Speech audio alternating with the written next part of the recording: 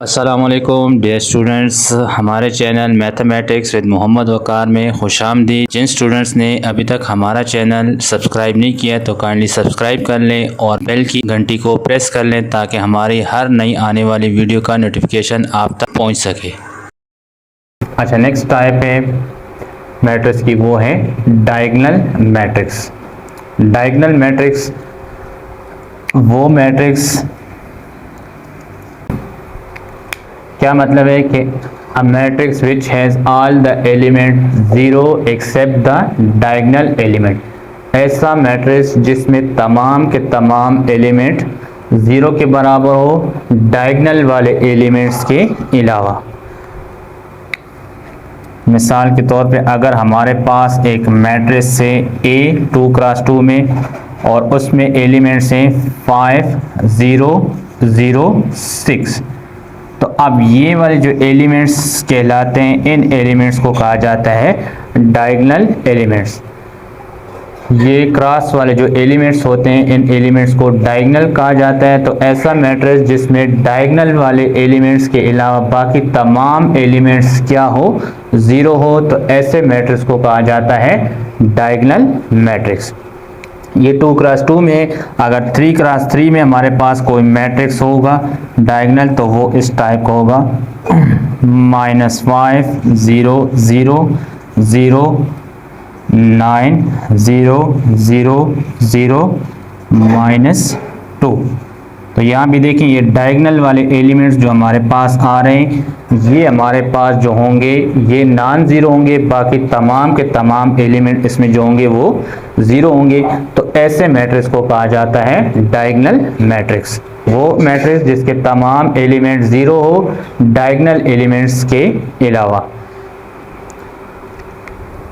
Next type है वो है स्केलर मैट्रिक्स। अब स्केलर मैट्रिक्स कौन सा मैट्रिक्स होता है? ये असल में एक डायगोनल मैट्रिक्स ही होता है।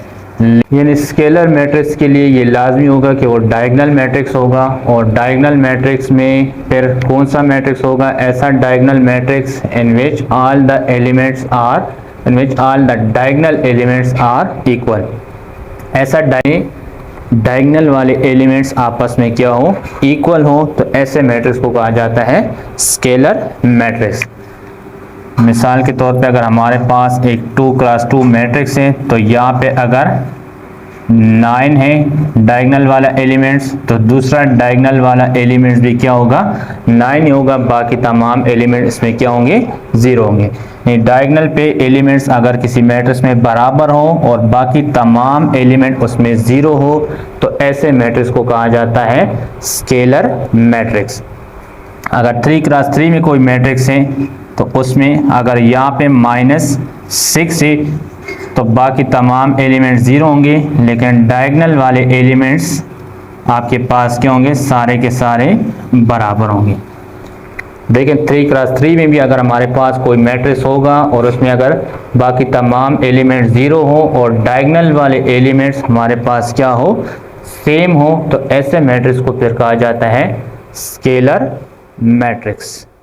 नेक्स्ट जो है, नेक्स्ट टाइप ऑफ मैट्रिक्स में हमारे पास है वो है आइडेंटिटी मैट्रिक्स, या बाज़ दफ़ा इसको यूनिट मैट्रिक्स भी कहा जाता है।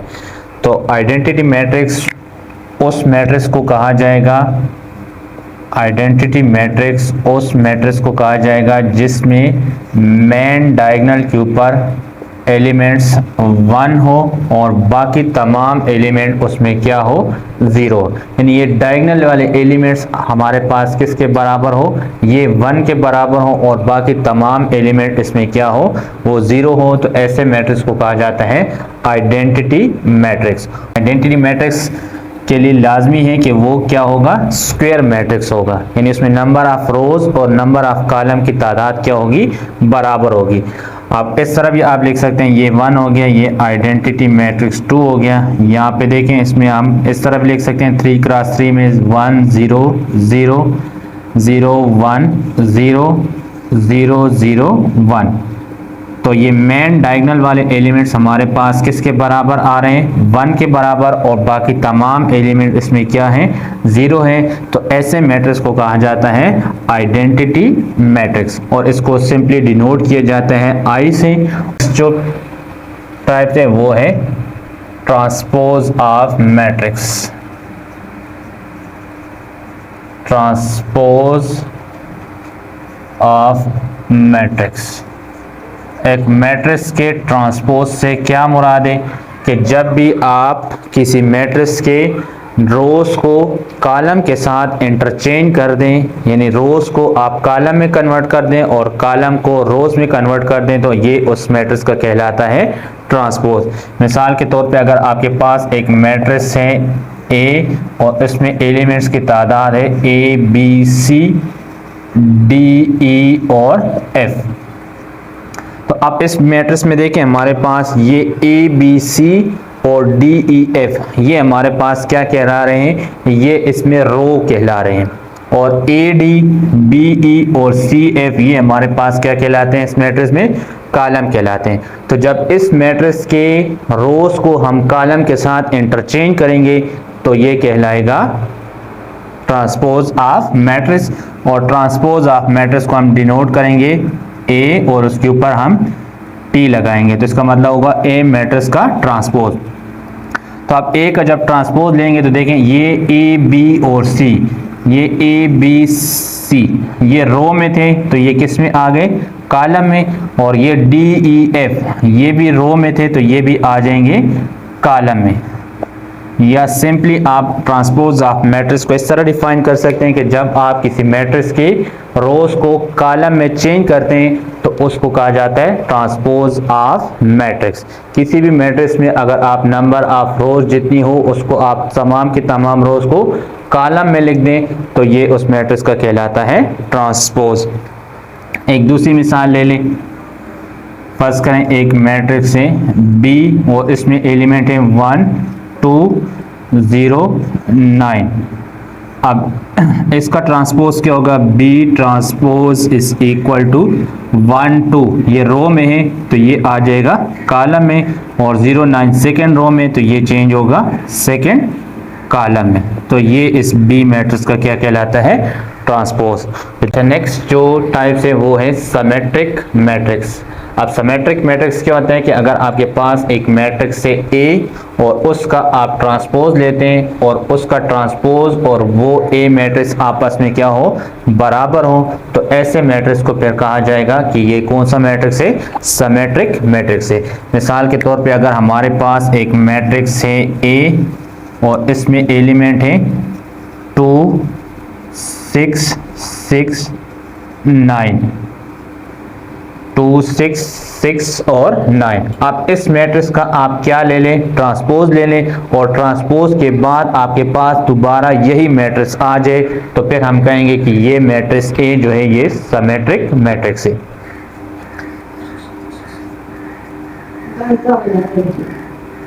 2 6 6 9 ट्रांसपोज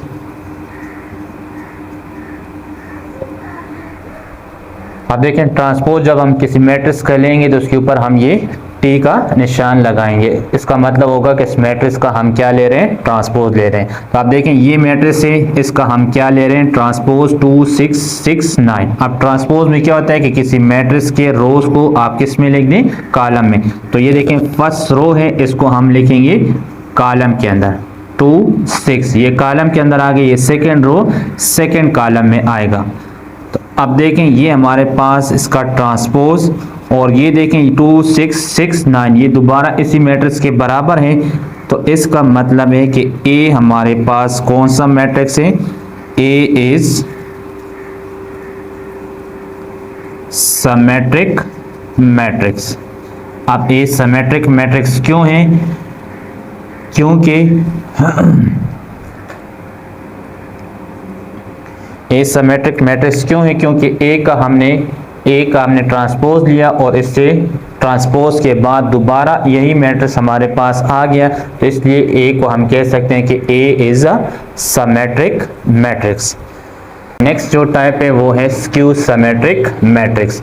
अब स्क्यू सिमेट्रिक मैट्रिक्स क्या होता है कि अगर आपके पास कोई भी एक मैट्रिक्स है ए और उसका आप ट्रांसपोज ले लें और वो माइनस टाइम उसी मैट्रिक्स के क्या आ जाए, बराबर आ जाए, तो ऐसे मैट्रिक्स को कहा जाता है स्क्यू सिमेट्रिक मैट्रिक्स। मिसाल के तौर पे अगर हमारे पास एक मैट्रिक्स है ए और इससे ए और उसमें एलिमेंट्स की तादाद है -0 -7 7 0, तो अब ये ए मैट्रिक्स जो है ये स्क्यू सिमेट्रिक तब होगा जब हम इस मैट्रिक्स का ट्रांसपोज ले लें और ये मैट्रिक्स माइनस टाइम इसी मैट्रिक्स के बराबर आ जाए, तो इसको हम फिर कहेंगे कि ये हमारे पास ए जो है ये स्क्यू सिमेट्रिक है। तो पहले हम इसका ट्रांसपोज लेते हैं। Transpose A transpose is equal to 0 -7 7 0 और इसका transpose A transpose is equal to, अब ट्रांसपोज में क्या होता है कि रोज को हम चेंज करते हैं कॉलम में, तो ये फर्स्ट रो है तो ये आ जाएगी फर्स्ट कॉलम में, ये सेकंड रो चेंज हो जाएगी सेकंड कॉलम में।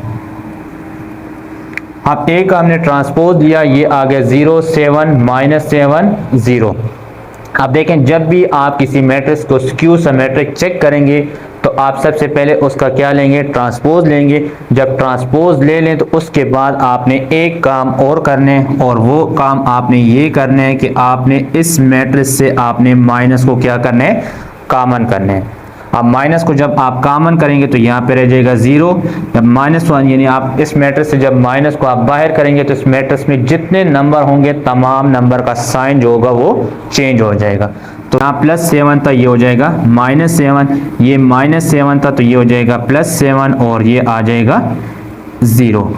आप इसको चेक करें, देखें A transpose is equal to minus अपनी जगह, क्या ये इस ए मैट्रिक्स के बराबर है कि नहीं। 0 -7 0 -7 7 0 7 0, तो इसका मतलब है कि इस ए मैट्रिक्स का हमने ट्रांसपोज लिया और वो माइनस टाइम इस मैट्रिक्स के क्या आ गया, बराबर आ गया। तो इसका मतलब ए हमारे पास जो है ये कौन सा मैट्रिक्स है, स्क्यू सिमेट्रिक मैट्रिक्स। उम्मीद है आप लोगों को टाइप्स ऑफ मैट्रिक्स की समझ आई होगी। चीज़ की अगर आपको समझ ना आई हो तो आप नीचे कमेंट्स बॉक्स में पूछ सकते हैं, और अगर वीडियो अच्छी लगी हो तो अपने दोस्तों के साथ लाजमी शेयर करें।